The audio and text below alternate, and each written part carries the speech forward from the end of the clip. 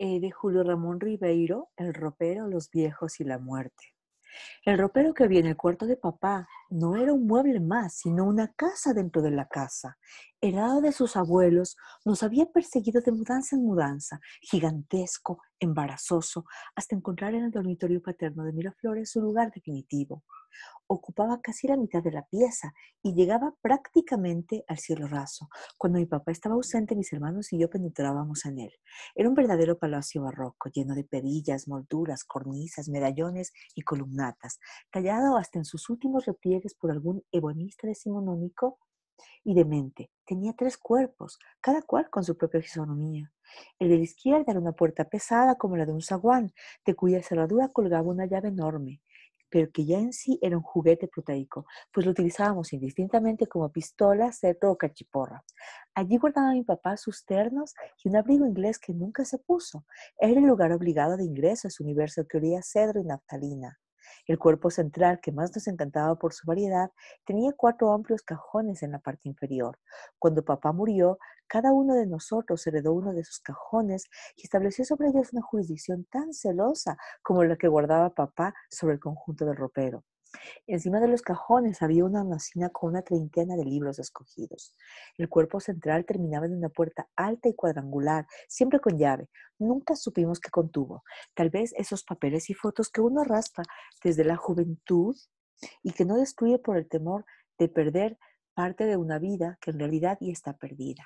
Finalmente, el cuerpo de la derecha era otra puerta, pero cubierta con un espejo biselado. En su interior habían cajones en la parte baja para camisas y ropa blanca y encima un espacio sin tableros, donde cabía una persona de pie. El cuerpo de la izquierda se comunicaba con el de la derecha por un pasaje alto situado detrás de la hornacina. De este modo, uno de nuestros juegos preferidos era penetrar en el ropero por la puerta de madera y aparecer al poco rato por la puerta de vidrio. El pasaje alto era un refugio ideal para jugar a las escondidas.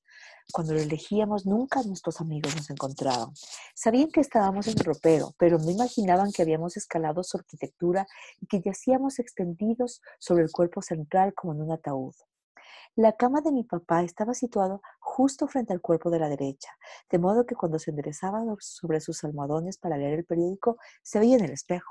Se miraba entonces en él, pero más que mirarse, miraba a los que en él se habían mirado. Decía entonces, allí se miraba don Juan Antonio Ribeiro y Estrada, y se anudaba su corbatín de lazo antes de ir al Consejo de Ministros. O, allí se miró don Ramón Ribeiro y Álvarez del Villar, para ir después a dictar su cátedra a la Universidad de San Marcos. O, ¿cuántas veces vi mirar allá a mi padre, don Julio Ribeiro Benítez, cuando se preparaba para ir al Congreso a pronunciar un discurso? Sus antepasados estaban cautivos allí al fondo del espejo. Él los veía y veía su propia imagen superpuesta a la de ellos, en ese espacio irreal, como si de nuevo, juntos, habitaran por algún milagro el mismo tiempo. Mi padre penetraba por el espejo al mundo de los muertos, pero también hacía que sus abuelos accedieran por él al mundo de los vivos.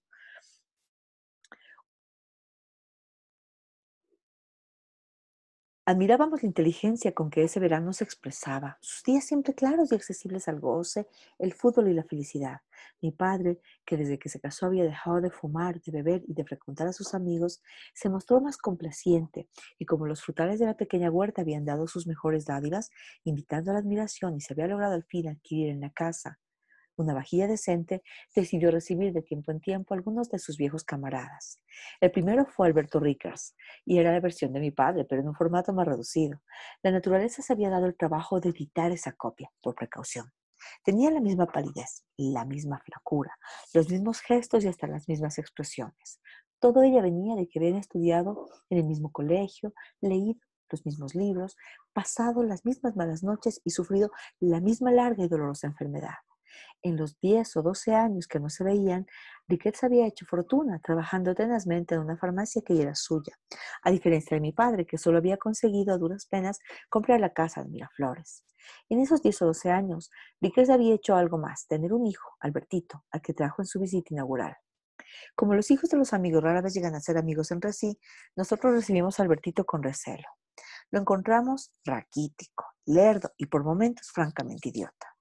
Mientras mi padre paseaba a Alberto por la huerta, mostrándole el naranjo, la higuera, los manzanos y las vides, nosotros llevamos a Albertito a jugar a nuestro cuarto. Como Albertito no tenía hermanos, ignoraba muchos de nuestros juegos caseros y colectivos.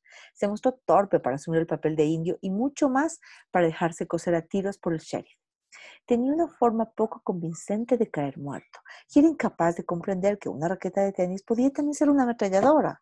Por todo ello renunciamos a compartir con él nuestro juego preferido, el de ropero, y nos concentramos más bien en entretenimientos menudos y mecánicos, que dejaban a cada cual librado a su propia suerte, como para hacer rodar carritos por el piso o armar castillos con cubos de madera. Mientras jugábamos esperando la hora del almuerzo, veíamos por la ventana a mi padre y a su amigo, que recorrían ahora el jardín, pues había llegado el turno de admirar la magnolia, el cardenal, las dalias, los claveles y los alelíes.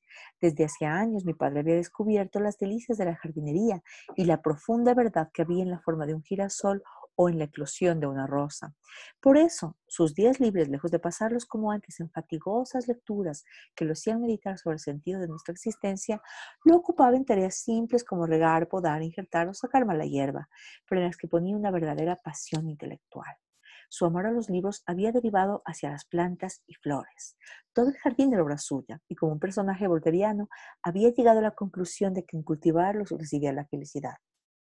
Algún día me compraré en Tarma, no un terreno como acá, sino una verdadera granja, y entonces verás, Alberto, entonces sí verás lo que puedo llegar a ser, escuchamos decir a mi padre. Mi querido Perico, para Tarma Chaclacayo, respondió su amigo, aludiendo a la casa suntuosa que se estaba construyendo en dicho lugar, casi el mismo clima y apenas a 40 kilómetros de Lima. Sí, pero en Chaclacayo no vivió mi abuelo, como en Tarma. Aún sus antepasados y sus amigos de juventud lo llamaban Perico. Albertito hizo rodar su carrito debajo de la cama. Se introdujo bajo ella para buscarlo y entonces lo escuchamos lanzar un grito de victoria. Había descubierto allí una pelota de fútbol. Hasta ese momento ignorábamos, nosotros que penábamos para entretenerlo, que sí tenía una manía secreta, un vicio de niño decrépito y solitario. Era el de darle las patadas a la pelota de cuero. Ya la había cogido del pasador y se aprestaba a darle un puntapié, pero lo contuvimos. Jugar en el cuarto era una locura. Hacerlo en el jardín nos estaba expresamente prohibido, de modo que no quedó otro remedio que salir a la calle. Esa calle había sido escenario de dramáticos partidos que jugábamos años atrás con los hermanos Gómez. Partidos que duraban hasta 4 y 5 horas y que terminaban en plena oscuridad, cuando ya no se veían ni arcos ni rivales, y se convertían los partidos en una contienda espectral, en una batalla feroz y ciega en la que cabían todo tipo de trampas, abusos e infracciones. Nunca ningún equipo profesional puso como nosotros en nuestros encuentros infantiles tanto odio, tanto encarnizamiento y tanta vanidad. Por eso, cuando los Gómez se mudaron, abandonamos para siempre el fútbol. Nada podía ya ser comparable a esos pleitos y recluimos la pelota debajo de la cama, hasta que Albertito la encontró. Si quería fútbol, se lo daríamos hasta por las narices. Hicimos el arco junto al muro de la casa para que la pelota rebotara en él y colocamos al Albertito de guardavalla. Nuestros primeros tiros los atajó con valentía, pero luego lo bombardeamos con disparos rasantes para darnos el placer de verlo estirado, despatarrado y vencido.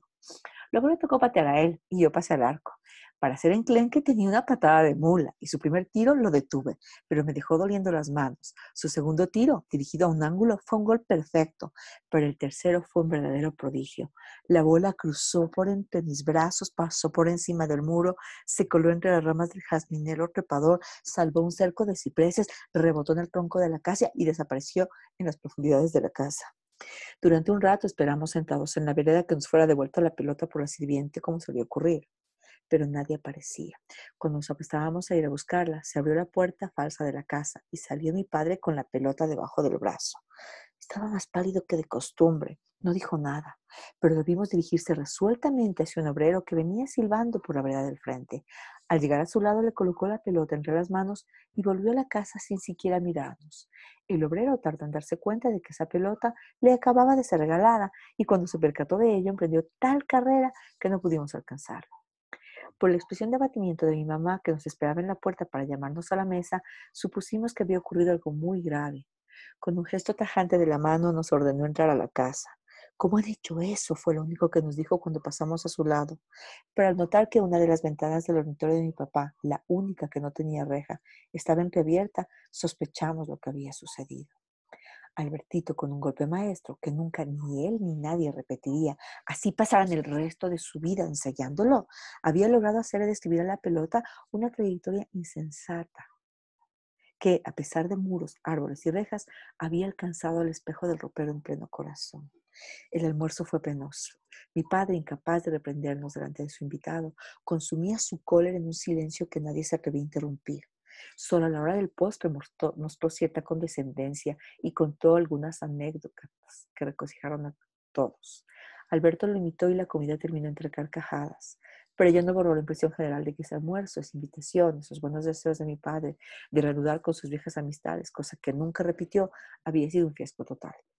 Los Ricketts se fueron en buena hora, para terror de nosotros, que temíamos que nuestro padre aprovechara la coyuntura para castigarnos. Pero la visita lo había fatigado y sin decirnos nada se fue a dormir su siesta. Cuando se despertó, nos congregó en su cuarto. Estaba descansado, plácido, recostado en sus almohadones. Había hecho abrir de par en par las ventanas para que penetrara la luz de la tarde. Miren, dijo señalando el ropero. Era en realidad lamentable. Al perder el espejo, el mueble había perdido su vida. Donde estaba antes el cristal, solo quedaba un rectángulo de madera oscura, un espacio sombrío que no reflejaba nada y que no decía nada. Era como un lago radiante, cuyas aguas se hubieran súbitamente evaporado. El espejo donde se miraban mis abuelos, suspiró y nos despachó enseguida con un gesto. A partir de entonces nunca lo escuchamos referirse más a sus antepasados. La desaparición del espejo los había hecho automáticamente desaparecer. Su pasado dejó de atormentarlo y se inclinó más bien curiosamente sobre su porvenir. Ello tal vez porque sabía que pronto había de morirse y que ya no necesitaba del espejo para reunirse con sus abuelos, no en otra vida, porque él ya era un descreído, sino en ese mundo que ya lo subyugaba, como antes, los libros y las flores, el de la nada. París, 1972. Hasta mañana, princesa.